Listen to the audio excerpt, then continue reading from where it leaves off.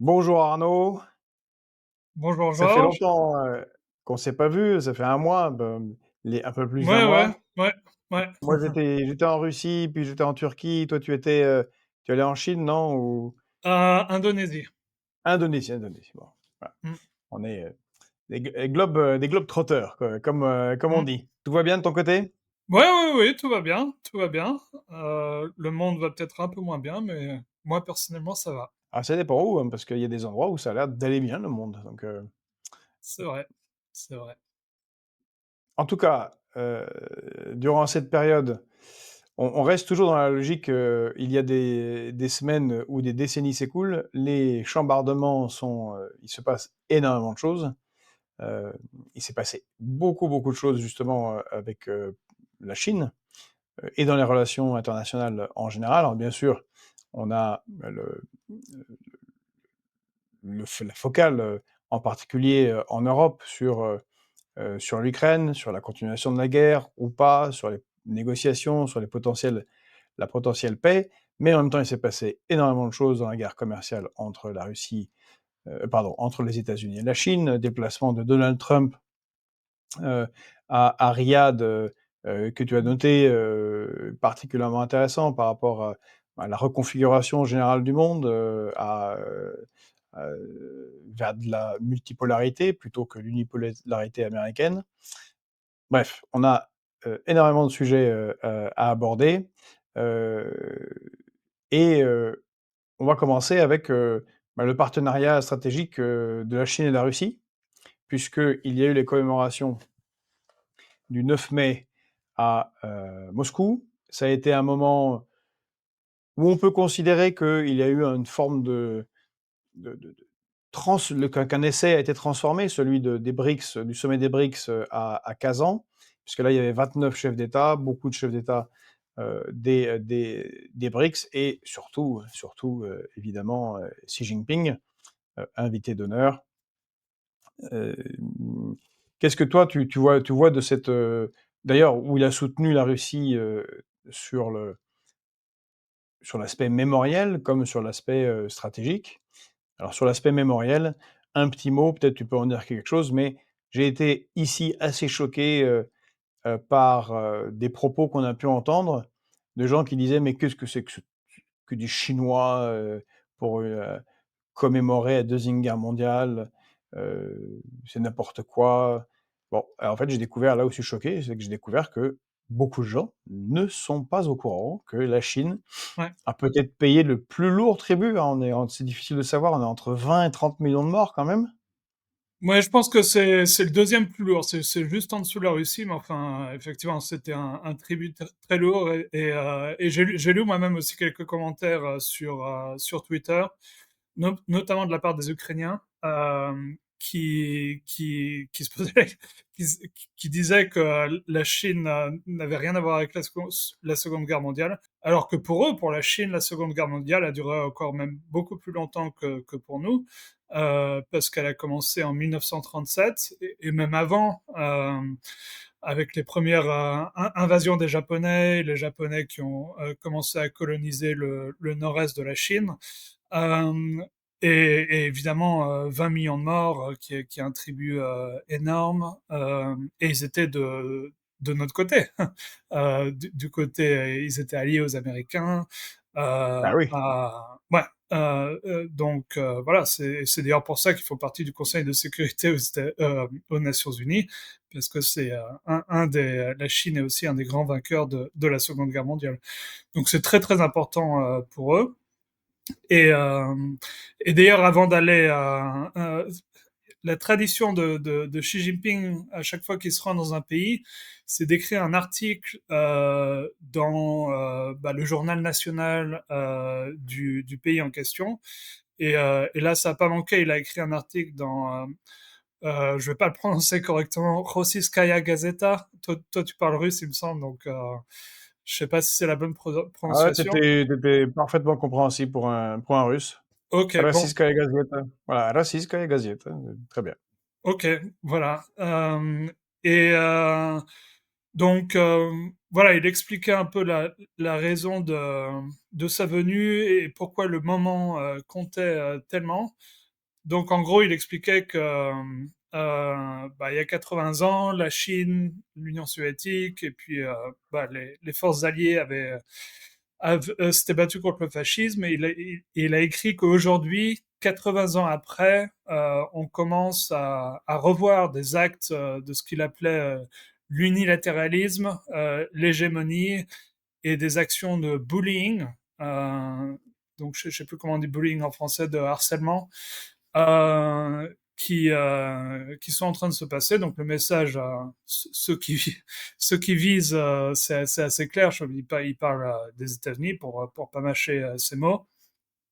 Et il écrivait euh, à partir d'aujourd'hui, on a en gros le choix entre la solidarité ou la division, le dialogue ou la confrontation, des gains pour tout le monde ou un jeu à somme nulle. Donc, il compare en gros les choix d'aujourd'hui, le moment où on se passe à un moment similaire à la Seconde Guerre mondiale. Donc c'est quand même assez fort de dire ça. Euh, et il présente la Chine et la Russie comme les défenseurs des valeurs de l'ordre mondial qui a apparu à la fin de la Seconde Guerre mondiale. Il écrit notamment sur les Nations Unies que plus la situation internationale est complexe, plus c'est important de renforcer le rôle des Nations Unies, de mettre les Nations Unies au centre, et de renforcer le multilatéralisme, le dialogue, le respect mutuel, enfin toutes les valeurs de la charte des États-Unis. Donc on voit bien aussi là la stratégie de la Chine et sûrement de la Russie, qui est en gros de se poser comme les défenseurs de l'ordre mondial de la fin de la Seconde Guerre mondiale contre des États-Unis, et peut-être même l'Occident en général, qui sont en train de remettre ces principes en question. Et de façon factuelle, quand on regarde les choses, euh, il y a vraiment une tendance, et surtout avec Trump, à s'affranchir des règles, à mettre toutes les règles, toutes les normes de côté, à faire dans l'unilatéralisme, et à ne plus respecter les organisations internationales comme les Nations Unies, le, euh, le WTO, c'est quoi en français Le World Trade Organization, Ouais, l'OMC, l'OMC, l'Organisation mondiale du commerce. voilà, l'Organisation mondiale du commerce, qui est paralysée depuis des années à cause des États-Unis, ou l'Organisation mondiale de la santé, que Trump ne finance plus. Enfin, voilà, c'est un peu ça on pourrait dire la stratégie de la Chine, en tout cas la façon dont il se positionne. Et Et, c'est assez intéressant d'ailleurs parce que c'est très chinois comme façon de faire les choses. C'est un peu comme en, en taoïsme, on a ce qu'on appelle Wu Wei, qui est l'action sans effort.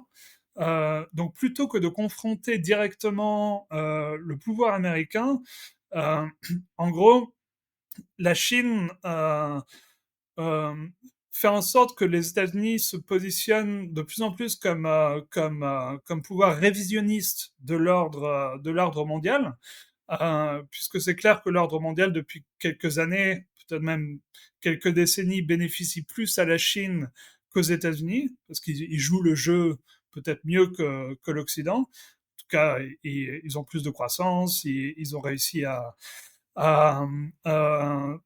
devenir la première puissance industrielle au monde, tout ça.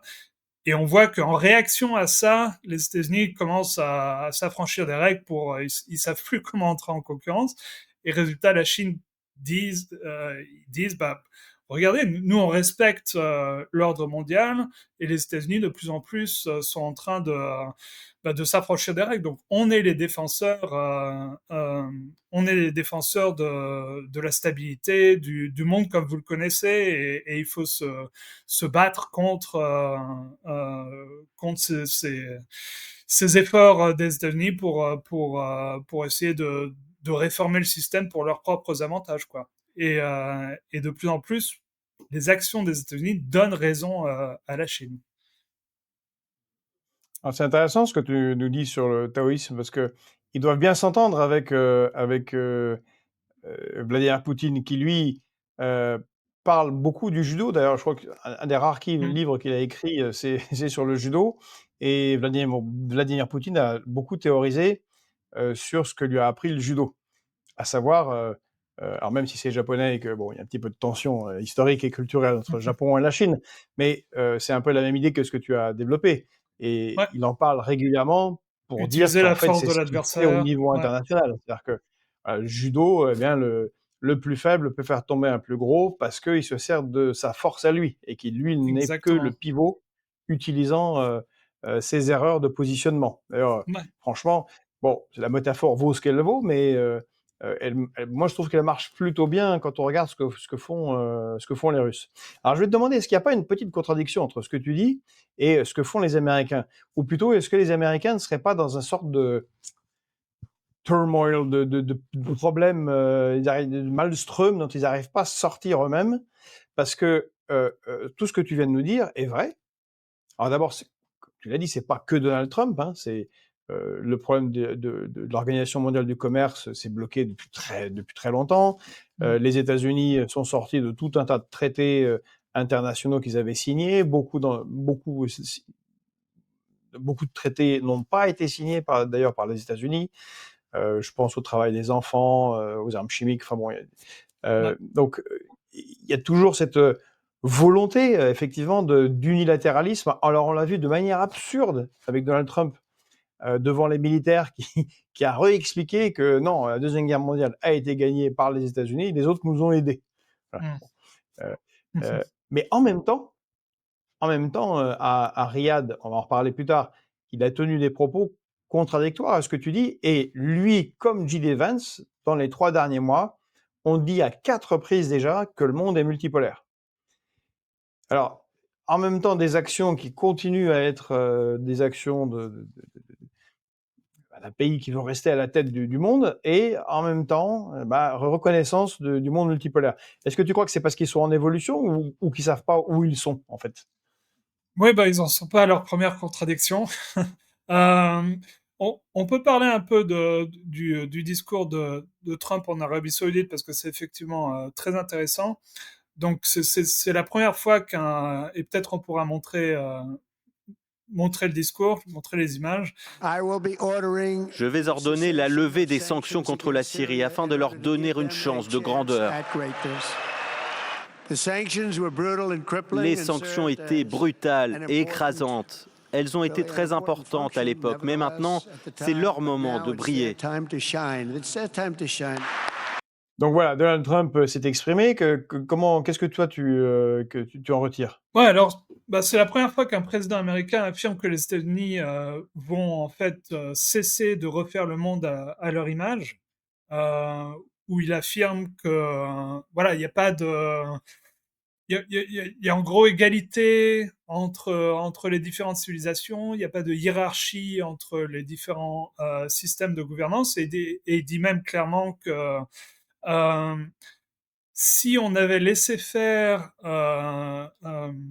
les Américains, clairement, au Moyen-Orient et tout, pour refaire les pays, les nation builders, comme ils les appellent, les résultats auraient été pires que en laissant faire les gens locaux qui ont leur propre système, leur propre façon de penser, leur propre contexte et tout, et qui au final développent leur pays de façon plus apte aux nation builders.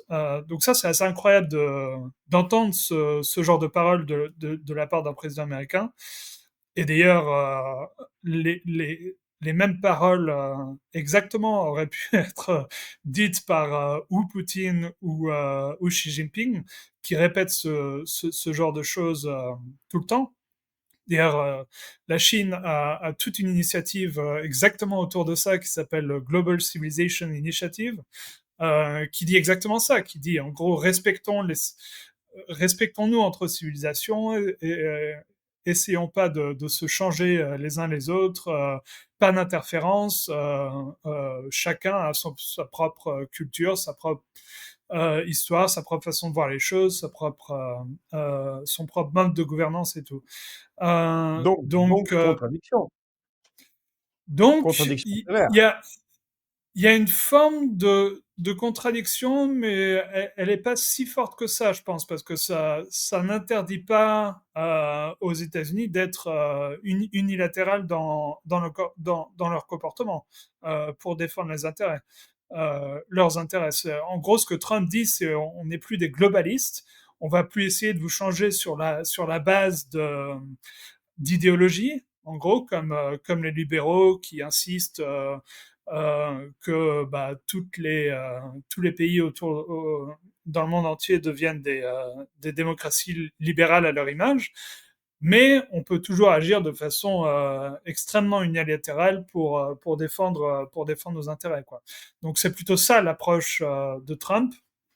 Euh, Et on peut se demander si c'est pas malin de sa part, parce que un des gros problèmes dans de nombreux pays, de ce qui est reproché aux pays occidentaux, c'est de vouloir, en plus d'une domination économique et géopolitique, imposer des normes sociales et culturelles. Donc là, ils sont malins, ils enlèvent en fait un boulet à leur domination. C'est-à-dire que, alors je ne sais pas si ouais, les Européens vont réussir à embrayer. Pour le moment, ils n'ont pas l'air de réussir à embrayer. Hein. Ils continuent à financer, en particulier en Afrique subsaharienne, des politiques LGBTQI+, bon, qui sont rejetés et les mettent en porte-à-faux par rapport à ces pays-là. Donc Donald ouais. Trump, il aurait, voilà, c'est un petit peu le conservateur qui retire cet aspect-là, mais pour garantir l'essentiel, à savoir la domination économique et géopolitique. Exactement. En gros, je pense que c'est une réaction à la Chine et à la Russie. Ils ont vu très clairement que ce message en particulier résonnait. On fait du business avec vous, euh, euh, mais sans essayer de vous changer. Et ils voyaient que c'était un désavantage concurrentiel de l'Occident clair, sans apporter de bénéfices concrets. Quel est le bénéfice des États-Unis à vouloir imposer ces normes à tous les pays? Au contraire, on a vu euh, on a vu ces dernières décennies que ça antagonise considérablement les pays sans apporter de bénéfices clairs. Donc je pense que c'est plus du pragmatisme en fait à ce niveau-là, quoi, de se dire pourquoi on insiste sur cette chose quand ça nous apporte pas grand-chose, quoi. Voilà. Mais Alors après, là, oui, après l'approche reste très différente de la Chine, qui insiste sur la non-interférence, sur une approche win-win, l'égalité, l'égalité entre tous les pays, y compris eux-mêmes, sur le multilatéralisme et tout. Ça, on est encore très loin de là de la part des États-Unis. alors, Arnaud, durant cette période, la guerre commerciale entre les États-Unis et la Chine a continué. Et franchement, d'un point de vue extérieur, ça semble être une victoire de la Chine. Enfin, les États-Unis n'ont pas vraiment réussi euh, à imposer ce qu'ils voulaient imposer. Ça avait commencé avec, comme d'habitude, avec ce côté très matamore de Donald Trump. Puis on est monté très très haut, jusqu'à 245% dans la guerre commerciale sur les taxes douanières. Euh, et finalement, il a fallu reculer. Alors, il y a quand même à peu près 30% maintenant de taxes sur les produits chinois, donc c'est une augmentation. Mais visiblement, les Chinois, et ça leur va. Et derrière cette augmentation de la taxe qui est vendue aux États-Unis comme une victoire, en fait, c'est plutôt une victoire de la Chine. Est-ce que tu peux nous en dire plus? Alors, pour être clair, on est en fait sur les tarifs après Liberation Day, qui est la façon dont Trump a appelé le jour où il a annoncé ses tarifs sur le monde entier. On est à 10%, on n'est pas à 30%, mais on est à 30% en total si on ajoute les tarifs que les États-Unis avaient déjà sur la Chine avant. Donc, en fait, ce qui s'est passé, pour résumer brièvement, donc Trump a eu Liberation Day où il a mis des tarifs sur le monde entier sur la base d'une formule qui était complètement ridicule, qui était il appelait ça des retaliatory tariffs, en rétaliation sur des tarifs que les autres pays mettaient sur les États-Unis, mais c'était pas basé sur ça en fait, c'était basé sur Oui, le déficit commercial.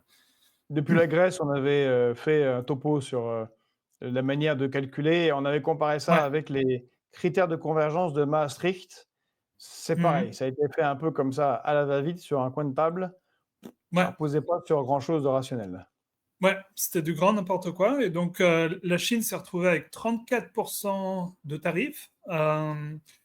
Et la Chine, il me semble, est le seul pays qui a osé répondre. Donc, appliquer aux États-Unis des tarifs en rétaliation. Et pour le coup, là, c'était une vraie rétaliation.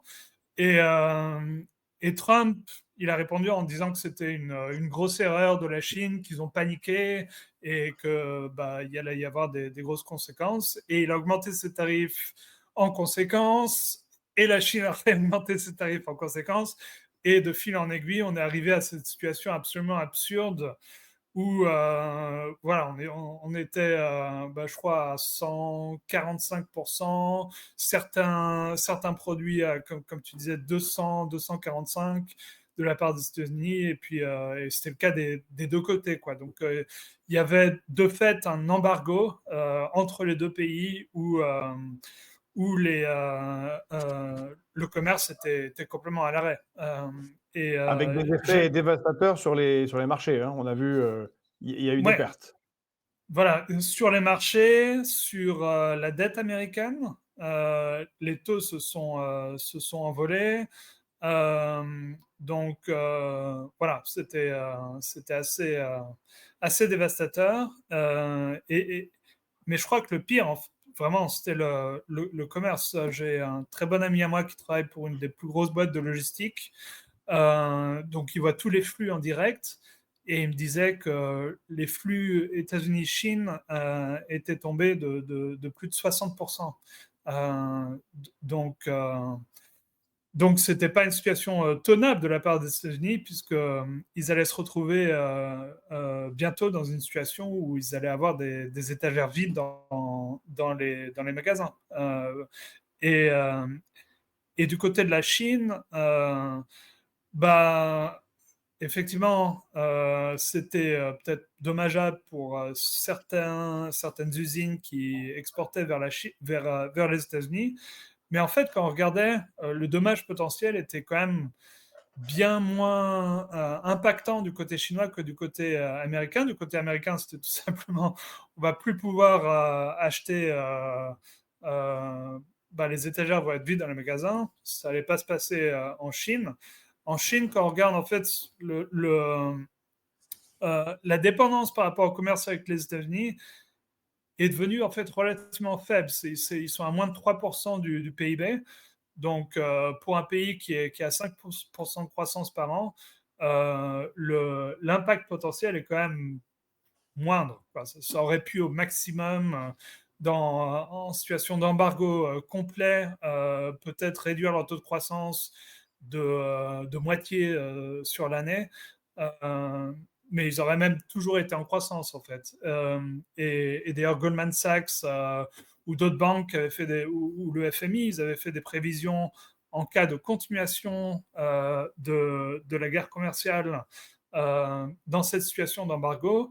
Et la croissance chinoise aurait peut-être perdu 1%. C'était ça dans leur prévision. Donc, un impact, c'est sûr, mais pas un impact énorme. Et je pense que c'est pour ça que Trump a cédé au final, parce il commençait à avoir un impact énorme aux États-Unis. Il voyait que les Chinois n'allaient pas plier. Et donc, à un moment, voilà, il avait pas les cartes, comme on dit. Et il a proposé. Et les Chinois, de leur côté, avaient toujours dit on ne peut faire un accord avec vous que si vous enlevez tous les tarifs que vous avez mis. Et tous les tarifs de Liberation Day. Et Trump est tombé d'accord d'enlever tous les tarifs sauf 10%, les 10% qu'il a sur le reste du monde. Donc voilà, ça a convenu aux Chinois et c'était la fin de tout ça. Donc je pense que c'est impossible de spinner ça en victoire des États-Unis. Clairement, ils ont essayé de faire plier la Chine, mais au final, c'est eux qui ont plié. Oui, ton explication est claire, mais c'est quand même énorme, hein. Ça montre vraiment que le monde a changé si les Ouais. États-Unis n'ont pas réussi à faire plier la Chine. Point. Ouais, C'est colossal. ouais, Alors ouais, dans le même ouais. temps, on a eu, une évolution, étonnante qui profite, je pense, à la Chine. On est au 50e anniversaire des relations diplomatiques entre, l'Union européenne et la Chine. Il y a des initiatives qui sont prises, d'un côté et de l'autre.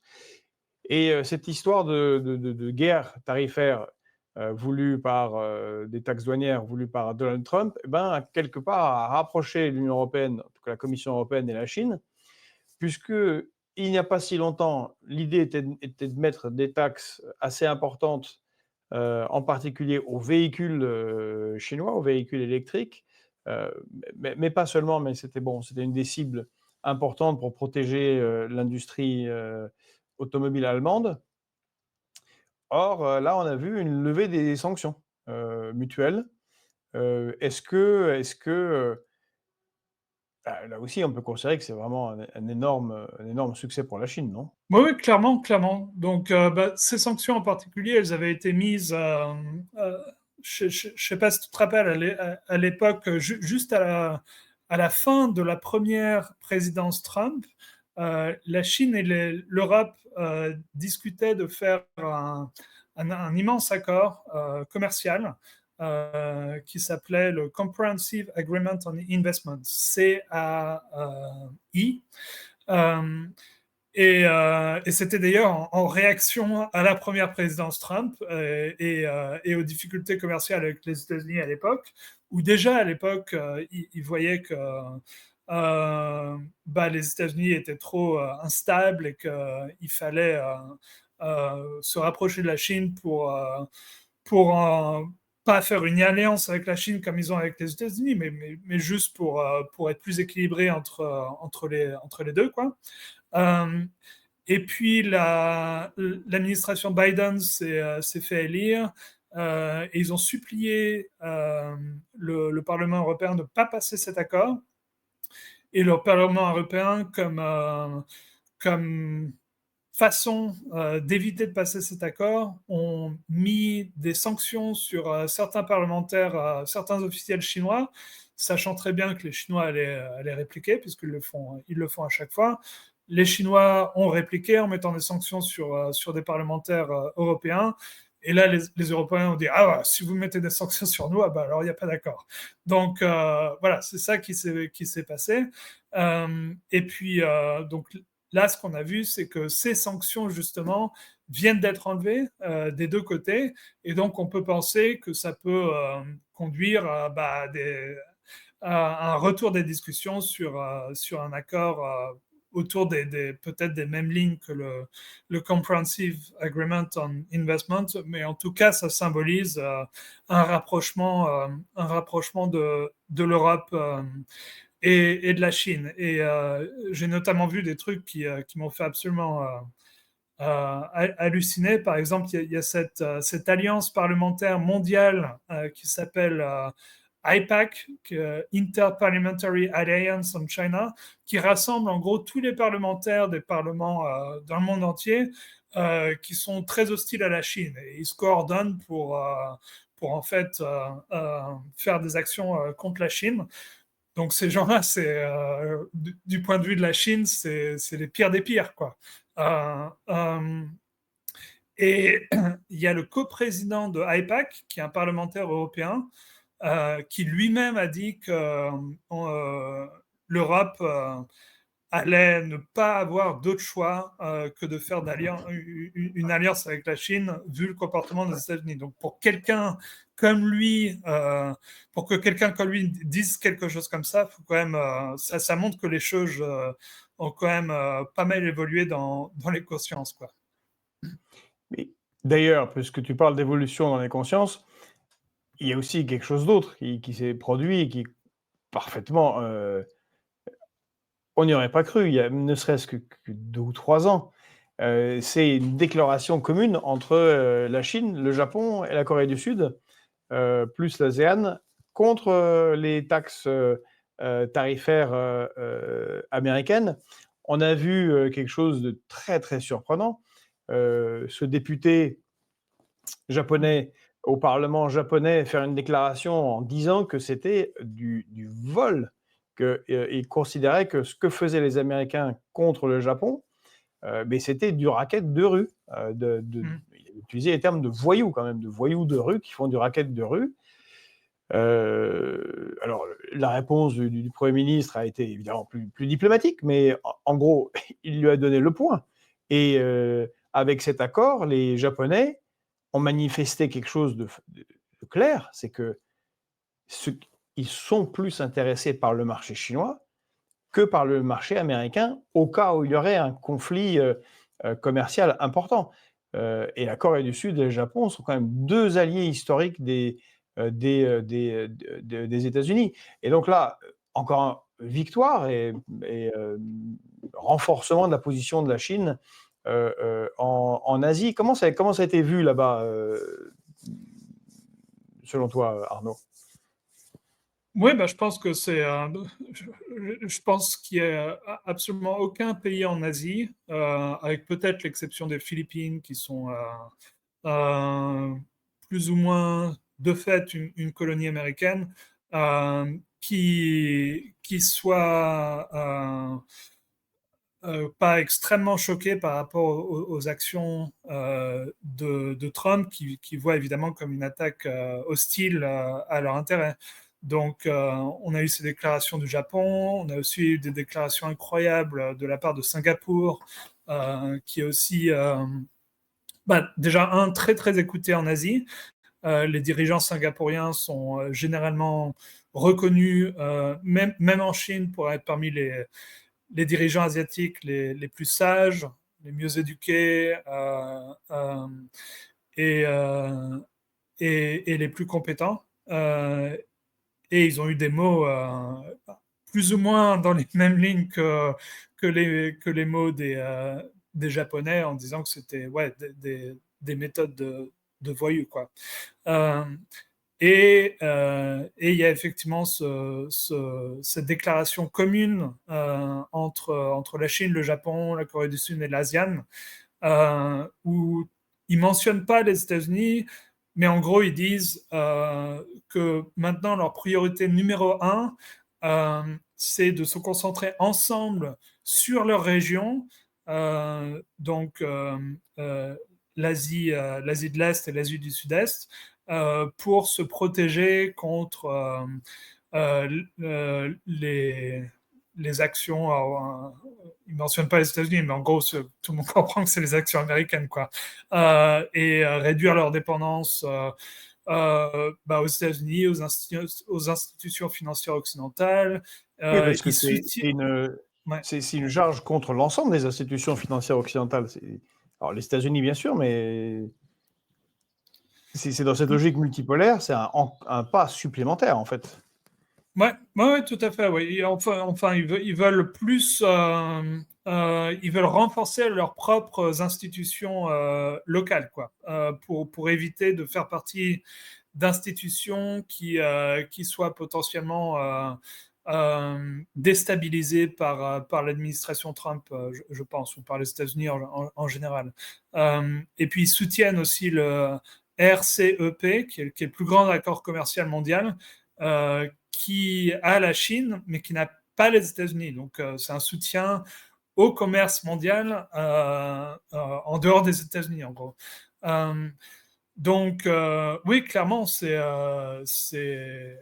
exactement le contraire de ce que les États-Unis voudraient. Et d'ailleurs, c'est intéressant parce qu'on a vu plusieurs narratifs de la part des États-Unis par rapport à leurs tarifs. Et un des narratifs de Scott Bessent, qui est le ministre de l'économie, en gros, il avait expliqué que les tarifs allaient servir pour ce qu'il appelait un Grand Encirclement Plan, donc un plan d'encerclement de la Chine, parce que ça allait permettre de convaincre notamment le Japon et la Corée du Sud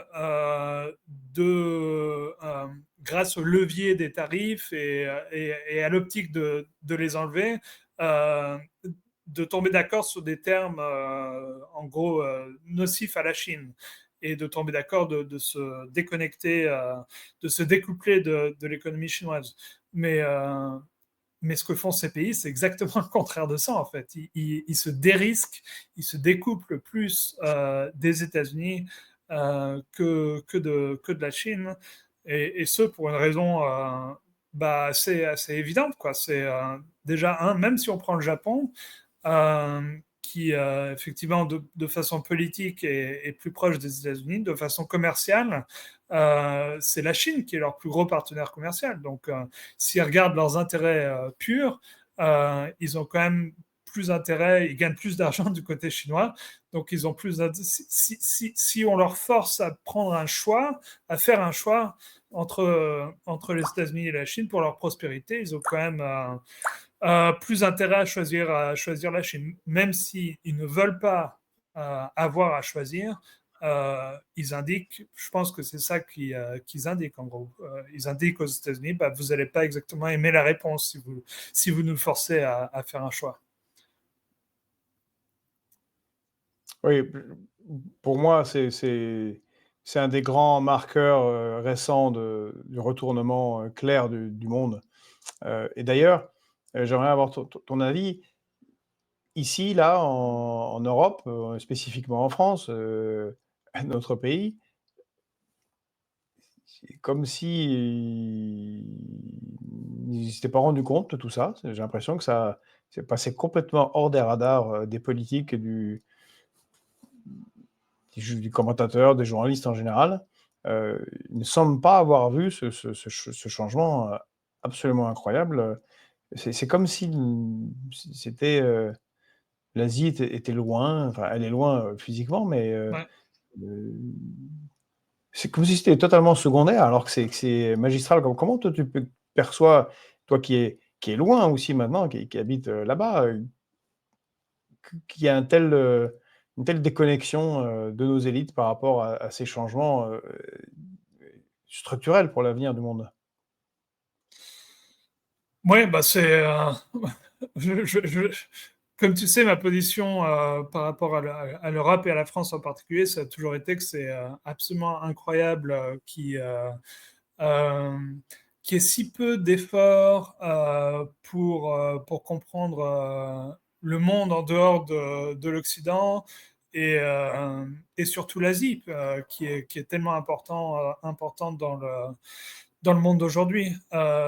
Et non seulement de ne pas le comprendre, mais si tu regardes tout ce qui se dit sur la Chine ou l'Asie dans les journaux français, euh, il y a une forme de désinformation qui est absolument incroyable, où on ment Oui, c'est littéralement. fou, Ouais, ouais, ouais, ouais. Donc, peut-être je peux donner un exemple récent qui est assez, qui, moi, m'a fait absolument halluciné. C'était dans l'émission C'est ce soir sur une émission spéciale sur la Chine. Et il y avait un professeur d'études chinoises à l'ENS, l'École normale supérieure. Donc normalement, c'est quand même un certain niveau intellectuel. Euh, et ce qu'il racontait sur la Chine et sur Taïwan, peut-être on peut passer un extrait, on peut le regarder et puis je peux commenter dessus après. Ce qui est intéressant, c'est qu'au XXe siècle, l'histoire de Taïwan, elle n'intéresse personne. On en fait une sorte de base pour aller propager les idées révolutionnaires en Chine, mais personne ne pense intégrer Taïwan à la Chine. C'est maintenant que l'impatience, la voracité prédatrice de la Chine amène à réécrire toute l'histoire comme si ça avait été une province perdue, un peu dans le style de l'Ukraine avec la Russie. Ouais, c'est n'importe quoi. Il fait, comme on a pu l'entendre dans l'extrait, il fait la comparaison entre l'Ukraine et Taïwan, alors qu'en fait, c'est exactement la situation inverse, puisque tout le problème de Taïwan, la France, comme tu viens de le dire, ne reconnaît pas Taïwan comme un pays indépendant, ne reconnaît que la Chine. Et d'ailleurs, il n'y a aucun pays au monde qui reconnaît Taïwan comme un pays indépendant. Et d'ailleurs, Taïwan eux-mêmes ne reconnaissent pas Taïwan comme un pays indépendant. Le nom officiel de Taïwan, c'est la République de Chine. Et officiellement, ils se reconnaissent comme le gouvernement légitime de toute la Chine, y compris le mainland, sans une Taïwan indépendante. Oui, c'est exactement. En fait, tu as raison, c'est totalement pas l'Ukraine. C'est comme si la comparaison avec l'Ukraine, c'est comme si Kiev disait non, c'est Kiev la capitale de toute la Russie jusqu'à Vladivostok, pas Moscou. Et voilà, on va se réunifier, c'est des abrutis à Moscou, mais c'est le même pays. Bon, ça n'a rien à voir du tout. Ouais. Voilà. Et donc, en fait, le problème de Taïwan, c'est plus un problème de séparatisme, où il y a certaines factions politiques à Taïwan qui veulent devenir indépendantes, que Taïwan devienne indépendante de la Chine. Et donc, quand on soutient l'indépendance de Taïwan, on soutient le séparatisme, alors que quand... donc ce ne serait pas la Chine qui ferait une annexion d'un pays séparé. Au contraire, une action de la Chine, ce serait une action contre la séparation. Voilà, c'est ça. Pour revenir à ta question initiale, c'est ça. On se rappelle sous Joe Biden, on se rappelle, je te coupe, mais là, c'est intéressant ce que tu as dit, parce que sous Joe Biden, on se rappelle qu'il y avait eu cette politique de pousser à ça. Et des forces politiques américaines soutenaient ouvertement les indépendantistes, comme tu dis, plutôt les séparatistes à Taipei. Et on a même vu Nancy Pelosi jouer un rôle, elle est toujours députée, elle était à la tête, enfin, elle était présidente du Congrès des États-Unis, jouait un rôle tout à fait dangereux. Ouais, très dangereux, ouais. Est-ce que tu penses que Donald Trump va continuer là-dessus ou pas, sur cette voie? Je pense pas. Et je pense que pas tout le monde a le même avis, mais à mon avis, Trump, c'est plutôt, il y aura moins de risques de guerre à Taïwan parce qu'il est absolument détesté par les Taïwanais, par la population taïwanaise. Quand tu regardes, j'ai vu un sondage récemment où la popularité des États-Unis à Taïwan est plus ou moins au même niveau que celle du mainland, quoi. Ouais. Donc c'est quand même c'est quand même assez fou. Et dans cette situation-là, les Taïwanais ne soutiendraient en aucun cas leur gouvernement à faire déclarer l'indépendance, puisque s'ils le font, ils devraient ils ne peuvent s'en sortir, et encore, que s'ils sont ensuite soutenus militairement par les États-Unis. Et je crois qu'il n'y a aucune confiance de la part de la population que ça serait le cas, quoi. Donc je pense que ça agit comme déterrant très important sur les velléités indépendantistes de Taïwan. Et résultat, ça veut dire qu'il y a beaucoup moins de risques qu'il y ait la guerre. Alors, toujours dans les relations internationales de la Chine, il y a eu un événement assez important.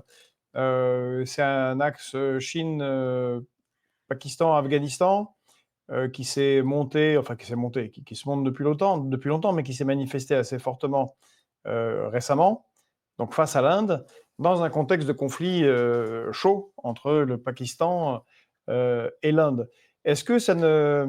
Bah, tu vas pouvoir nous en dire quelques mots, et en plus, sont des missiles chinois qui ont abattu les avions Rafale, des missiles pas chers, enfin si, ils sont chers, ils sont de haute technologie, mais comparé à l'avion, c'est vraiment pas, c'est pas cher. Les actions de Rafale ont chuté de quasiment 10%. Est-ce que ça risque pas de compromettre la relation Chine-Inde qui s'est améliorée justement au sommet de Kazan avec la rencontre en amont entre Modi entre Modi et Xi Jinping, et l'arrêt et puis la résolution du conflit euh, sur l'Himalaya? Est-ce qu'il n'y a pas un risque de mise en tension là? Bah, déjà, je pense que la Chine a un peu rien demandé dans cette histoire. Et d'ailleurs, on ne sait pas encore très bien ce qui s'est passé parce qu'il y a eu cet attentat au Cachemire qui a tué des Indiens. Les Indiens disent que c'est un groupe terroriste soutenu par le Pakistan qui a fait ça. Bon, le Pakistan dit que non, qu'ils n'ont rien à voir avec eux. C'est une parole contre l'autre, donc on ne sait pas très bien. Euh, Après, donc l'Inde a attaqué le Pakistan en conséquence, avec des bombardements sur certaines installations militaires pakistanaises, ce qui est quand même une sacrée escalation par rapport à un acte terroriste qui n'était pas revendiqué du tout par le Pakistan. Euh, et, euh, et la grosse surprise, c'est que le Pakistan s'est défendu assez magistralement, pas avec des missiles, mais avec des avions de chasse chinois. Donc c'était en gros avions de chasse français, des Rafales, contre des avions de chasse chinois. Des avions de chasse qui, si je me souviens bien, s'appellent des G-10. Qui avait été vendu par la Chine au Pakistan il y a quelques années. Et apparemment, la plupart des sources disent qu'il y a 3 Rafales indiens donc, qui sont fait abattus. Euh, et il y a un déni complet de ça de la part de l'Inde. Mais, euh, mais je pense que, enfin, les médias, que ce soit les médias américains, les médias français, les médias chinois, tout le monde dit ça. Et ils ont même eu des sources locales sur place en Inde, des officiels locaux à l'endroit où ces avions sont tombés qui ont confirmé qu'effectivement effectivement, c'était le cas. Bon, c'est pas une action. La Chine n'a pas voulu faire une action hostile contre l'Inde, en l'occurrence. Ils ont toujours eu cette relation proche avec le Pakistan. D'ailleurs, c'est peut-être le pays, le Pakistan, avec lequel la Chine est le plus proche, plus que tout autre pays, même la Russie ou la Corée du Nord. Il s'appelle The Iron Brother, le frère de fer. Euh, donc, voilà, c'est juste de ce fait-là, quoi. Et je pense que aussi ça, le fait que après, il y a eu tellement de médias négatifs sur l'Inde, en gros la défaite de l'Inde dans cette confrontation. Euh, Ça en dit assez long sur la stratégie géopolitique de l'Inde. Euh, j'ai écrit là-dessus en disant que en fait, ils ont une stratégie de multi-alignement où ils essayent d'être et avec le Sud global et avec l'Occident, Oui. donc plaire aux deux côtés. Euh, mais en fait, ce que ça montre, c'est qu'ils plaisent vraiment à personne. Parce que du côté du Sud global, tout le monde voit l'Inde. Ça, tu parles à n'importe quel pays, c'est la vision assez classique. Ils voient l'Inde comme le maillon faible dans les BRICS.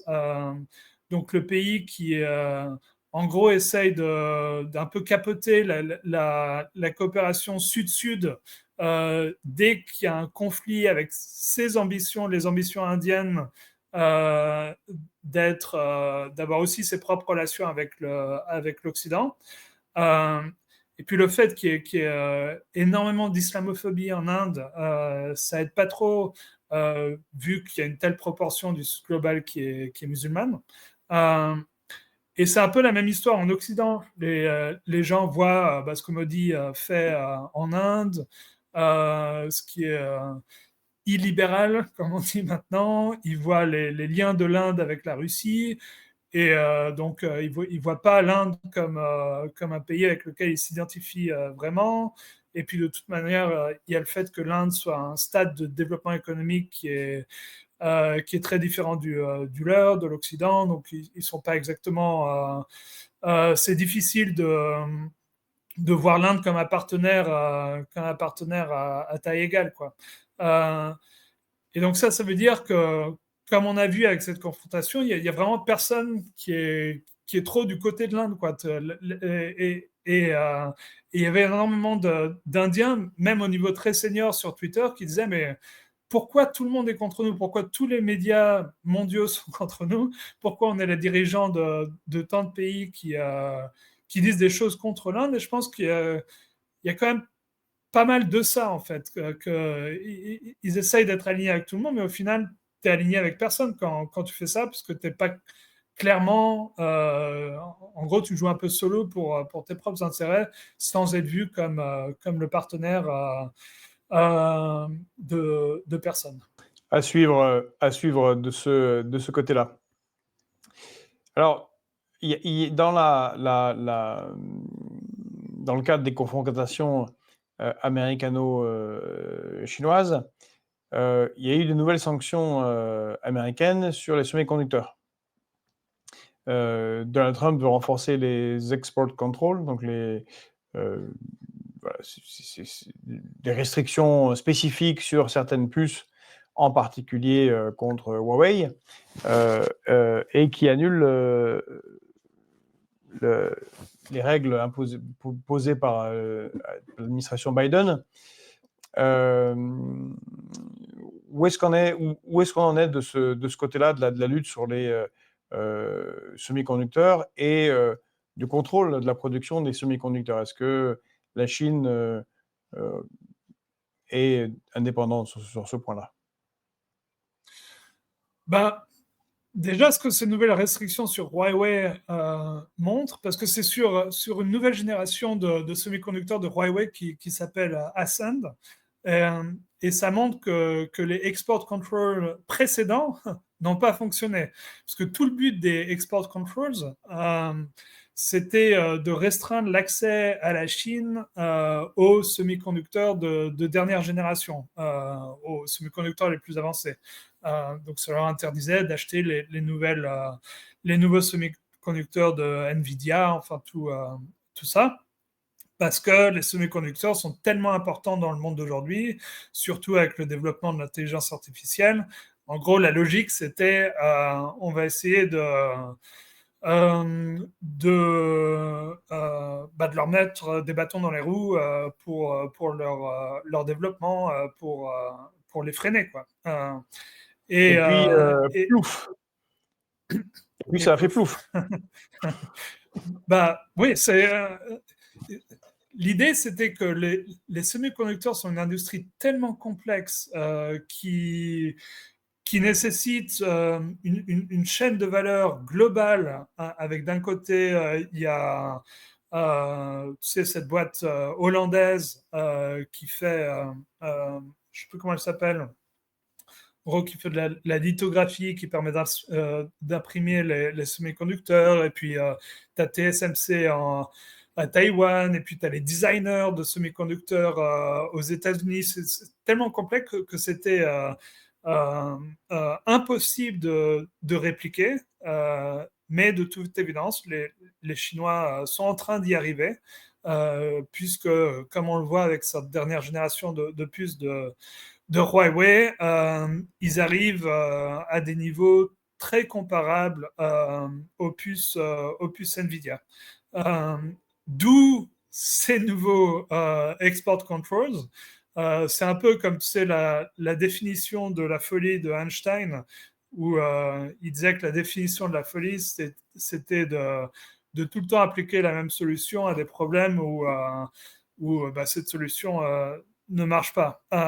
Donc voilà, vu qu'il y a cette nouvelle puce, maintenant il y a ces export controls sur cette puce qui dit qui interdit en gros au monde entier, même aux entreprises chinoises, d'utiliser les puces Huawei sous peine de se retrouver sur la fameuse entity list qui te bloque l'accès à toutes les banques mondiales, à SWIFT, à tout ça, et puis fait que les dirigeants de la boîte peuvent se retrouver en prison s'ils voyagent aux États-Unis et tout.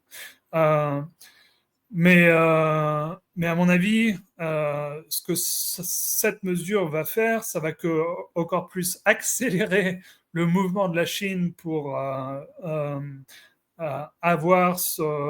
être de plus en plus indépendante, avoir un écosystème technologique et financier indépendant des États-Unis, pour justement que ce type de sanctions ne puisse pas leur faire mal, quoi. Parce que bon, d'accord, on ne peut plus utiliser les banques américaines, mais si on a notre propre réseau financier pour recevoir et envoyer de l'argent, bon, c'est pas si grave. Donc c'est ça qu'ils vont essayer de faire en conséquence, et au final, ça va peut-être même sûrement pas, je pense, être dans l'intérêt des États-Unis, puisque ça va pousser, vu que la Chine est le premier acteur commercial mondial, ça va pousser beaucoup de pays à commencer à utiliser de plus en plus les réseaux financiers chinois et l'écosystème technologique chinois aussi, quoi. Alors que si on regarde sur les semi-conducteurs, si les États-Unis n'avaient rien fait, les Chinois achetaient un montant de semi-conducteurs absolument incroyable. On était à 300-400 milliards de dollars de semi-conducteurs par an. Donc, les États-Unis, ils se plaignent toujours du déficit commercial. Mais après, ils refusent de vendre ce que la Chine achète le plus, qui était à un niveau, même, ils achetaient plus de semi-conducteurs que de pétrole. C'est un niveau extrême. Donc, si on leur empêche d'acheter ce qu'ils veulent, évidemment, ça ne va pas favoriser le déficit commercial, et ça va impacter très négativement des entreprises occidentales comme Nvidia ou Intel et tout, qui évidemment, s'ils perdent leur premier client, c'est pas génial pour eux. Et ça va pousser évidemment la Chine à devenir un concurrent. Donc tout ça, au final, c'est se tirer une balle dans le pied. C'est très intéressant ce que tu dis, c'est se tirer une balle dans le pied de manière générale. Mais on le voit dans tous les domaines. Ça me donne l'impression comme si là en Occident, on n'arrive pas depuis plus de 10 ans c'est comme un rouage de machine qui rentre pas dans le rouage, qui glisse, qui fait qui démarre pas. Et la réponse est toujours la même. Ah, mais ça, tu as raison de citer Einstein, c'est que ça n'a pas marché, refaisons. On l'a vu avec la Russie. C'est très très juste ce que tu dis. Ils n'auraient pas fait les sanctions qu'ils ont fait contre la Russie et la Chine, ni la Russie ni la Chine ne seraient développés dans tout un tas de domaines. C'est assez. Mais pourtant, ils continuent à faire la même chose, et le boomerang revient systématiquement dans la tête, sans que ça a l'air sans qu'il y ait de remise en question. Moi, c'est ça qui me frappe le plus, c'est que ça. Pourtant, tu vois, sur la Chine, il y a de nombreux exemples, tu vas le donner, mais la Russie, maintenant, ça fait 11 ans. Si on prend les sanctions de 2014, ça a été sur l'agriculture, le développement de l'agriculture, et puis maintenant, l'agriculture, la Russie, ça devient une arme géopolitique qu'elle n'avait pas avant, entre les mains, et de plus en plus puissante. Sur l'armement, sur des aspects industriels divers et variés de plus en plus importants. Moi, c'est ça qui me sidère, cette incapacité à se rendre compte que ça ne marche plus, mais on dirait que le logiciel est bloqué sur « on domine le monde », et donc on va juste faire une sanction supplémentaire Voilà, là, ça a recommencé avec la Russie, là. Nouveau, 17e paquet de sanctions européen, ça doit être 18e, 19e. Mais c'est même pas ce qu'ils vont sanctionner, en fait. Alors, ce qui est intéressant c'est également le sujet de la transition écologique. Parce qu'ici, on a toujours cette idée fausse, et en plus assez injuste, qui a été injuste pendant des décennies, d'un Sud global, et en particulier d'une Chine pollueuse. C'est dégueulasse, c'est sale, voilà, c'est pas des gens bien comme nous. Alors bon, c'est un peu injuste, parce que même carrément injuste, puisque beaucoup d'industries occidentales ont été délocalisées en Chine, et qu'on a demandé à la Chine d'être l'usine du monde. Hein, on est à 40% de production manufacturée rien que dans le monde, hein, venant de Chine. Donc bon, c'est un peu fort de café de reprocher aux gens que des usines tournent quand on leur a demandé de faire tourner des usines. Bon. Mais en fait, on a maintenant une domination de la Chine dans les énergies renouvelables. Et c'est pas du tout su ici en France. Il y a toujours cette impression que c'est tout sale là-bas et qu'ici c'est propre, alors qu'en fait non. Est-ce que tu peux nous décrire ce qui se passe là-bas concernant les énergies renouvelables? Oui, alors déjà, les gens ne se rendent pas compte à quel point c'est important l'écologie maintenant au niveau politique en Chine. Une anecdote que je donne, c'est j'étais en Mongolie intérieure, donc la partie de la Mongolie qui est en Chine, et je regardais un défilé, une Nadam, comme on dit là-bas, qui est une fête traditionnelle mongolienne. Et puis voilà, il y avait un défilé de chars. Et les trois premiers chars, il y avait le char du parti communiste, deux, le char de l'armée, la PLA, People's Liberation Army, et trois, le char de l'écologie. Donc, et même, je crois que le char de l'écologie, il était juste après le parti et avant l'armée. Donc, ça montre bien à quel point l'écologie est importante dans la Chine d'aujourd'hui. Et les efforts qu'ils mettent sont absolument incroyables. D'ailleurs, l'année dernière, en 2024, 64% des nouvelles capacités mondiales dans les énergies renouvelables ont été installées en Chine.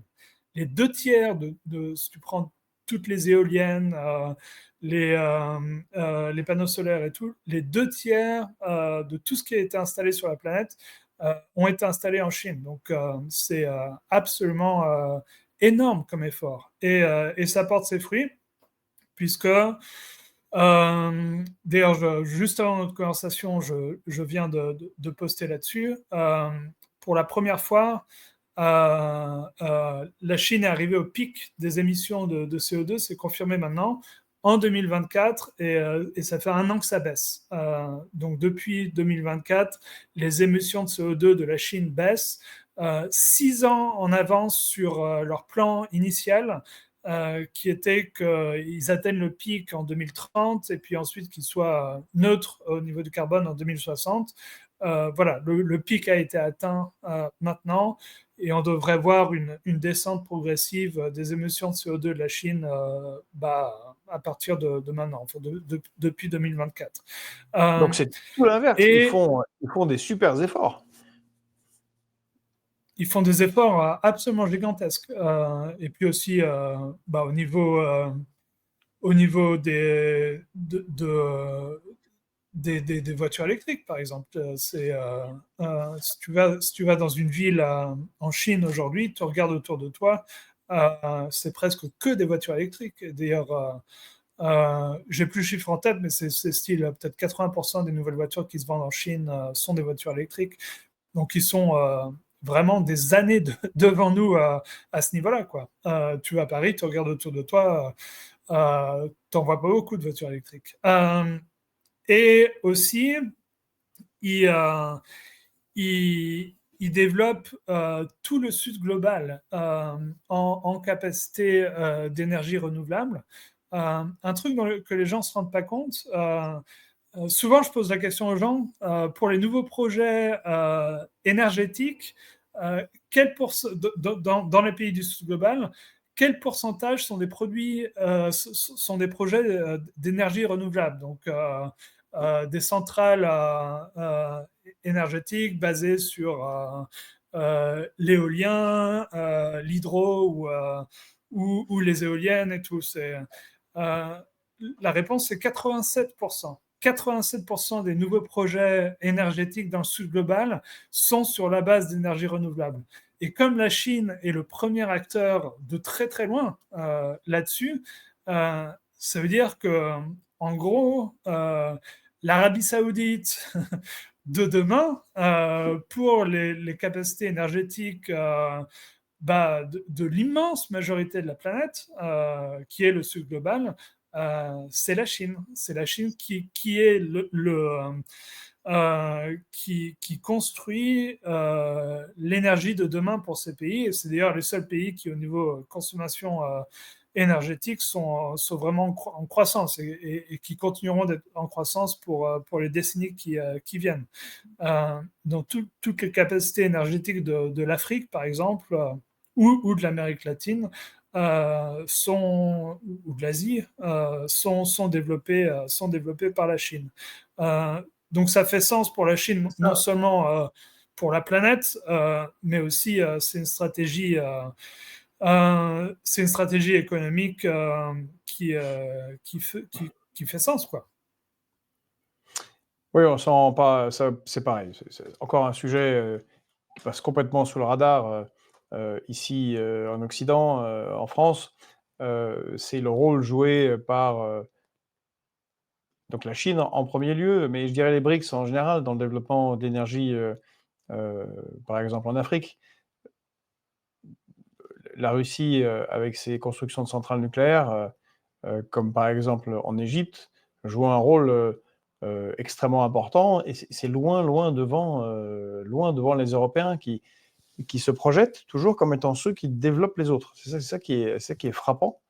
Et moi, j'ai entendu un nombre de reproches de responsables africains, encore certains là à Moscou du Burkina Faso, qui disaient mais les Français auraient pu faire ça depuis très longtemps. Les Français ont technologie nucléaire, ils auraient pu être la nation en pointe, développer l'énergie en Afrique et les Africains leur auraient été reconnaissants très longtemps, ça aurait été un vrai co-développement, mais il n'y a pas eu ça. Alors maintenant, c'est la Chine qui le fait.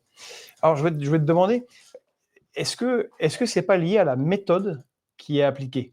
Parce qu'on le sait, la Chine comme la Russie sont des régimes où l'État domine les oligarques et où il y a la verticalité du pouvoir qui fonctionne et une très très forte stabilité de l'appareil politique, ce qui leur permet de se projeter à 20, 30 ans, 40, 50 ans parfois dans leur stratégie. Et elles sont très drivées par l'État. Ouais. Donc ils disent, bon, on veut que dans 2050, on n'ait plus ceci, ou qu'on ait construit cela, ou qu'on soit allé sur Mars, peu importe. Et ils mettent en œuvre, en joignant le capitalisme privé dans cette opération, un peu comme les grands projets de Gaulle avec la planification. Alors qu'ici, on est quand même un peu dans le capitalisme vert, un peu très déclaratif, peu coordonné, avec des actions, mais l'objectif est d'en tirer des revenus, et au final, c'est brouillon et il n'y a pas grand-chose qui en sort, alors qu'on a un mouvement colossal qui vient de Chine et un peu moins en Russie. Est-ce que selon toi, c'est cette question de méthode ou c'est autre chose encore qui fait qu'il y a un tel développement de la Chine sur les énergies renouvelables, le nucléaire, et l'objectif d'un monde plus écologique? Non, je pense que tu as raison. La Chine, en gros, c'est le gouvernement est toujours au-dessus du marché. Il y a des entreprises privées, mais elles doivent, même elles, leur stratégie souvent doivent s'inscrire dans des buts stratégiques chinois, quoi. Donc, quand il y a une entreprise privée qui agit à l'encontre des intérêts du pays, elle fait pas long feu. Euh, alors qu'au contraire, quand il y en a une qui agit pour les intérêts de la Chine, elle est encouragée, tout ça. Euh, et, euh, et si on regarde, par exemple, un bon exemple, c'est les voitures électriques. J'avais recherché à l'époque quand c'est apparu pour la première fois dans les plans à 5 ans. Tous les 5 ans, ils ont les 5-year plans, les Chinois. Et je crois que c'était avant les années 2010, où ils avaient dit on voit ça comme industrie du futur, la voiture électrique, essayons de la développer.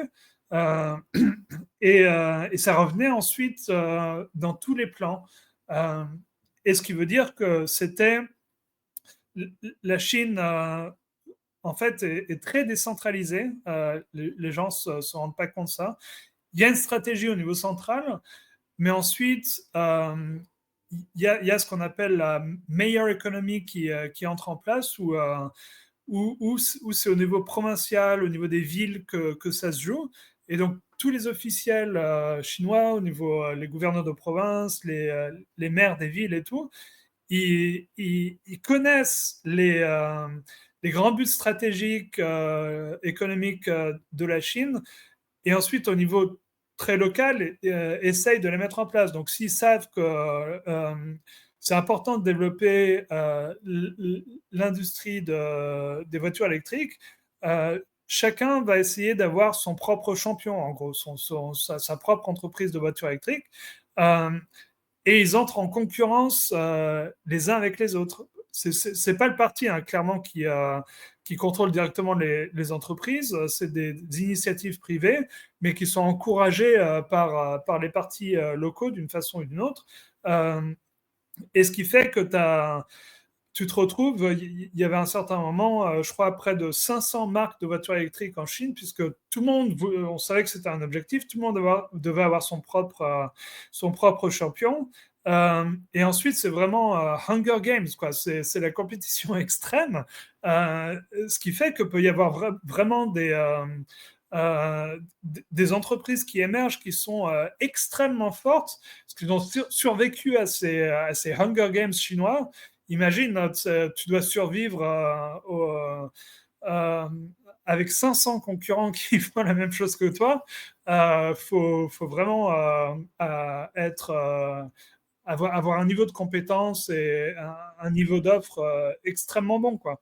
C'est vraiment, Et je te coupe, c'est vraiment génial. ouais, Quand tu décris ça, c'est très intéressant parce que c'est le meilleur, c'est le fantasme de ceux qui veulent la concurrence pour permettre ça, justement, parce que la concurrence, elle va sélectionner le meilleur. C'est ce qu'ils ouais, font, mais exactement. avec un Ouais. chapeau global pour éviter que ça parte en vrille et que on ne fasse pas ce dont la société a besoin. C'est vraiment très, très, très Ouais. intéressant. Ouais, ouais. Et on demande souvent une question qui taraude beaucoup de gens, c'est quand tu regardes le marché boursier chinois, euh, il est quasi plat depuis 20 ans. Euh, les, euh, c'est pas comme le S&P 500 aux États-Unis qui augmente, je sais pas, de 8%, je crois, en moyenne chaque année. Mais pourquoi sur la base de quoi est calculée la valorisation d'une entreprise en bourse? C'est sur la base des futurs profits. C'est la valeur présente des futurs profits. Et c'est parce qu'on pense que cette boîte va arriver à augmenter ses profits d'année en année. Et résultat, ça fait qu'elle vaut beaucoup aujourd'hui. Mais je pense que c'est précisément cette hyper compétition en Chine qui fait que la valeur de boîte n'augmente pas, euh, parce qu'on sait que quand une boîte arrive à un certain niveau, il va y avoir tellement de compétition qu'elle ne va pas pouvoir arriver dans une position où, en gros, un peu, euh, un peu dominante, où elle va pouvoir extraire un maximum de profit, parce qu'elle sera toujours euh, euh, dans ces Hunger Games, quoi. Donc, je pense que c'est vraiment, en fait, le secret de la Chine, cette compétition, cette hyper-compétition, qui veut dire que les profits, au final, aussi ne reviennent pas aux actionnaires, mais sont redistribués, souvent avec des marges très faibles pour les entreprises, à la société dans leur ensemble, dû à cette compétition. C'est vraiment très intéressant. On dirait quasiment un modèle idéal d'organisation, y compris du capitalisme.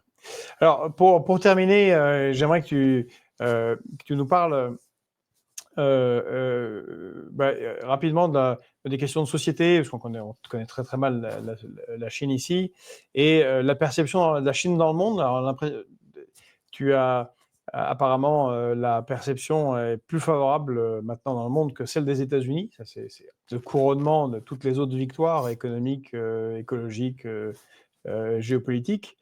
Et j'aimerais que tu nous dises quelques mots sur la jeunesse chinoise d'aujourd'hui, donc celle qui va faire la Chine de demain, telle qu'elle est, elle est analysée par l'intellectuel dont tu as déjà parlé, désolé si je prononce mal, Keiji Mao, et qui semble très intéressant, une sorte de recherche de la voie du milieu, plutôt que les extrêmes, et un rejet des extrêmes occidentales. Ouais, alors, il y a eu ce sondage Ipsos dont tu fais référence, qui effectivement a montré que pour la première fois dans toute leur histoire des sondages, les États-Unis la Chine est vue plus favorablement par la population mondiale que les États-Unis, ce qui est quand même incroyable. Bon, je pense que l'effet Trump, il y a un petit effet Trump, évidemment, mais ça montre aussi que voilà, la Chine peut-être arrive aussi à se faire voir positivement par une grande partie du monde. Malheureusement, pas tellement en Occident, mais surtout dans le Sud global. Et sur Koji Mao, qui est pour moi un des jeunes penseurs chinois les plus intéressants. Donc, lui, il travaille pour justement en parlant de planification, il travaille pour le NDRC, qui est l'agence de planification de l'économie chinoise. Donc, voilà. Mais en ce moment, il est en train de faire un scholarship à Harvard. Et voilà, il a écrit un article sur la jeunesse chinoise et la façon dont il voit les choses. Et ça se raccorde pas mal à mes propres impressions. Donc, ce qu'il disait, c'est qu'en fait, ils se rattachent ni à la gauche, comme nous on l'entend en Occident, qui souvent, le terme en Chine pour la gauche occidentale, c'est Baizhou. Donc, ça veut dire Bai, ça veut dire blanche, et Tuo, c'est gauche. Donc, la gauche blanche, qui voit en fait comme vraiment. Alors, c'est quoi la gauche blanche? C'est drôle ce terme, j'adore. C'est en fait, c'est la gauche basée sur une posture morale, mais qui concrètement ne propose rien et n'est pas dans l'action, ne fait rien qui améliore la vie des gens. Donc, ils vont passer des heures et des heures à faire des grands discours sur la bonne façon morale de faire les choses, mais c'est juste de l'idéologie pour de l'idéologie, quoi. C'est juste de la bonne parole, mais ils sont pas dans l'amélioration des choses dans le quotidien des gens, quoi. Donc, c'est bien vu parce que ça ressemble de plus en plus à ça. voilà, ouais, c'est plus de la politique politicienne, si tu veux, ou plutôt que du concret. Voilà. Et donc, il disait la jeunesse chinoise, et lui en particulier, a horreur de ce genre de choses, et c'est pour ça qu'il y a cette expression très populaire en Chine. et pas seulement pour la gauche, mais c'est souvent une expression qui est utilisée pour les libéraux, dans le sens américain du terme, les libéraux occidentaux qui donnent des grandes leçons, c'est des baïtos. Mais en même temps, il ne se rattache pas non plus du tout à la droite occidentale, qui voit Juste comme... avant que tu continues sur la droite Ouais, occidentale, là encore, ça ne semble pas prendre ici, en Occident. Parce que cette posture morale qui est critiquée, tu dis, par la jeunesse chinoise, et qui est très, très critiquée par d'autres jeunesses que je connais mieux, moi, africaines, par exemple. ouais. Maintenant, avant, il y avait un rapport critique des intellectuels plus anciens ou des gens africains plus anciens. Maintenant, c'est une détestation vraiment forte. Mais pourtant, Ouais. ici, on continue avec cette posture morale. C'est drôle qu'il n'y a pas de... Ça n'a pas l'air d'imprimer. Ouais. Donc, et par Ouais, rapport ouais. à la droite, qu'est-ce qu'ils disent? Par rapport à la droite, bon, je pense que les images de la droite qu'ils ont en tête, c'est des gens comme Trump, par exemple, ou des gens comme, je sais pas, peut-être Marine Le Pen ou des gens comme ça. Ils parlent et ils le voient comme un superstitieux, des populistes et barbares. Il utilise le terme. Le terme qu'il utilise, c'est nakedly barbaric. Donc, barbare sans complexe, quoi. Donc, en gros, c'est de la méchanceté gratuite, en fait. Parce que les Chinois, quand même, ça reste des communistes. C'est très basé sur une doctrine sociale pour le peuple. C'est très important pour eux. Et quand ils entendent le discours de Trump sur plein de sujets, ou de la droite américaine en général sur plein de sujets sociaux, c'est juste cruel, quoi, en gros, à leurs yeux. Ouais, donc, voilà, en gros, ce qu'il disait, c'est euh, que la jeunesse chinoise, en gros, leur approche, c'est plus le pragmatisme, quoi. Ils ont cette doctrine sociale en tête, mais ils veulent pas que ça se transforme en posture morale. Ils veulent faire des choses qui, en fait, marchent. Le test, c'est quelque chose de bien, c'est que ça marche et que ça fasse progresser la société, quoi. Donc voilà, je trouvais ça intéressant et j'encourage, peut-être on pourra mettre le lien quelque part, j'encourage tous les gens à lire ce texte qui est un bon éclairage sur la jeunesse chinoise d'aujourd'hui. Oui, on va mettre tous les textes et les différents liens dont on a parlé, ils seront juste sous là, ils sont là, sous la vidéo. Donc, vous pourrez, ceux qui veulent aller plus loin, vous pourrez avoir accès à tout ça. Non, eh bien, donc c'est une approche très, très taoïste, en fait, du monde. Ouais, en fait, c'est l'approche du yin-yang, en fait, où ce qu'ils cherchent, c'est toujours une forme de balance et d'harmonie, de pragmatisme. Il y a pas... en Chine, c'est tellement différent de notre façon de voir les choses, il n'y a pas de bien ou de mal. Yin-yang, ça veut dire il n'y a pas de bien ou de mal, parce que d'un côté, dans le yin qui est blanc, il y a un peu de noir, dans le yang qui est noir, il y a un peu de blanc, et le but, c'est qu'ils se contrebalancent, et le but, c'est justement qu'il n'y en ait pas un qui prenne l'aval sur l'autre, c'est de chercher l'harmonie, de chercher la balance. Donc, cette approche très pragmatique, où on cherche à trouver un juste milieu, c'est vraiment fondamental à la philosophie chinoise depuis des millénaires. Et en fait, s'il y a quelque chose qui est mal, c'est la recherche d'absolu, ce qui est contrairement, qui est exactement le contraire de notre approche des choses, où on recherche toujours l'absolu, on recherche le bien absolu. Pour eux, le bien absolu, c'est aussi mal que le mal absolu, puisque c'est le yin qui prend le pas sur le yang, si tu veux, et ça peut conduire que à la destruction. Donc, voilà, c'est assez différent. Oui, c'est le contraire, effectivement, de l'absolu. Il me semble Ouais. qu'il disait connaissez le yang, mais gardez le yin, Lao Tzu. Et donc, Bah, écoute, Arnaud, merci pour tous ces éclairages et cette fenêtre que tu nous offres tous les mois sur la Chine, sur cette immense partie de l'humanité qui est si mal connue ici dans tous ses aspects géopolitiques, économiques, sociaux. Ça donne vraiment envie de connaître plus. Et puis ça permet de mieux appréhender le monde dans lequel on est et vers celui qu'on va. Donc merci beaucoup Arnaud pour le temps que tu as accordé pour Fréquence Populaire. Merci Georges, toujours un plaisir de discuter avec toi.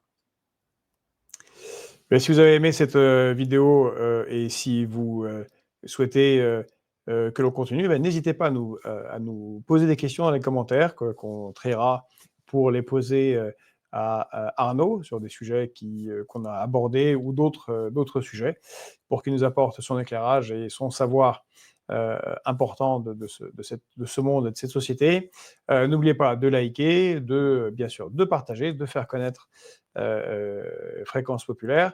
On est en train de passer là en ce moment les 90 000 abonnés. Merci à vous, ça monte très très vite. J'espère que c'est parce que, j'imagine, parce que vous aimez bien ce qu'on fait. Alors continuez comme ça et s'il vous plaît, pour ne pas dépendre que du bloc américain, parce que YouTube c'est super, on aime beaucoup YouTube, et bien aussi TikTok qui est tenu par les Chinois, et il y a Telegram qui est tenu, on ne sait pas trop par qui, les Français et les Russes. Mais c'est bien d'être partout, comme ça, on est tranquille et on peut continuer à diffuser nos émissions, nos analyses, sans censure. Parce que, in fine, on sait toujours quel s'abat ici ou là. Donc, allez vous abonner aussi sur TikTok. Notre communauté TikTok grandit, mais elle est toujours un peu faible par rapport à celle de YouTube.